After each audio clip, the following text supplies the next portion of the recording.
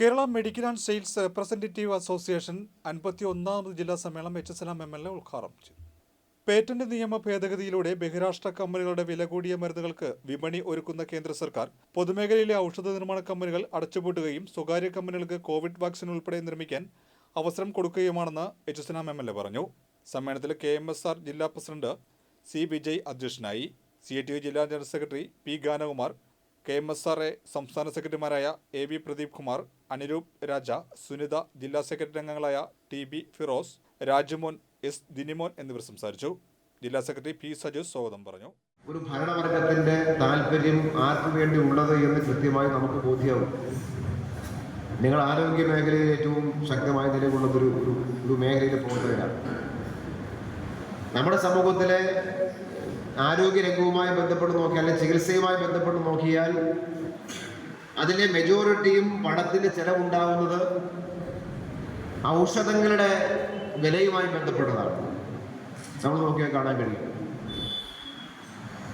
മറ്റൊരു മേഖല ഇൻവെസ്റ്റിഗേഷനുമായി ബന്ധപ്പെട്ട്, രോഗനിർണയവുമായി ബന്ധപ്പെട്ട കാര്യം നോക്കിയാലും ആ രോഗനിർണയത്തിന് ആവശ്യമായിട്ട് വരുന്ന റിയേജൻസ് ഉൾപ്പെടെയുള്ള ആ മേഖല നോക്കിയാലും കാണാം. അതിൻ്റെ ഉൽപ്പാദനം കൂടെ നോക്കിയാൽ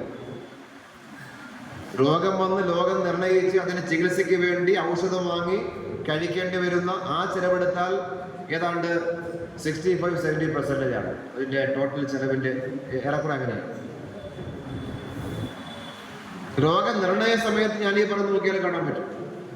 രോഗം നിർണയിക്കാൻ വേണ്ടി വരുന്ന മെഡിക്കൽ ഉപകരണങ്ങൾ, അല്ലെങ്കിൽ ആ ഉപകരണങ്ങളിലേക്ക് ടെസ്റ്റ് നടത്താൻ വേണ്ടി വരുന്ന റിയേജൻസ്, അതിൻ്റെ ഉൽപ്പാദനം, ഇതുകൂടെ നോക്കിയാൽ അതും ഒരു വലിയ ശതമാനമാണ്. അപ്പൊ നമ്മുടെ സൊസൈറ്റിയിൽ ചികിത്സാ മേഖലയിലെ ഒരു വലിയ സംഖ്യ പണം ചെലവഴിക്കേണ്ടി വരുന്ന ഈ മരുന്നുകൾക്കാണ്. അത് ഇൻവെസ്റ്റിഗേഷന്റെ ഭാഗമായിട്ട് ഉപയോഗിക്കുന്നതും അതിനുശേഷം പിന്നീട് ഉള്ള സന്ദർഭങ്ങളിൽ രോഗം മാറാൻ വേണ്ടിയുള്ള ചികിത്സയുടെ ഭാഗമായി ഡോക്ടർമാർ നിർദ്ദേശിക്കുന്ന മരുന്നുകൾ കഴിക്കാൻ വേണ്ടി വരുന്ന ചെലവാണ്. അതിങ്ങനെ കൂട്ടിക്കൊണ്ടിരിക്കുന്ന കാണാം. അത് യാതൊരു അനന്തമായി ഇങ്ങനെ കൂട്ടിക്കൊണ്ടിരിക്കും, അല്ലെങ്കിൽ ഒരു കൺട്രോൾ ഇല്ലാതെ പോകുന്നതിനെ കാണാം. അത് കൺട്രോൾ ചെയ്യാൻ ആവശ്യമായ സിസ്റ്റം ഇല്ലാത്ത രാജ്യമല്ല നമ്മുടെ രാജ്യം ഉണ്ടായിരുന്നു.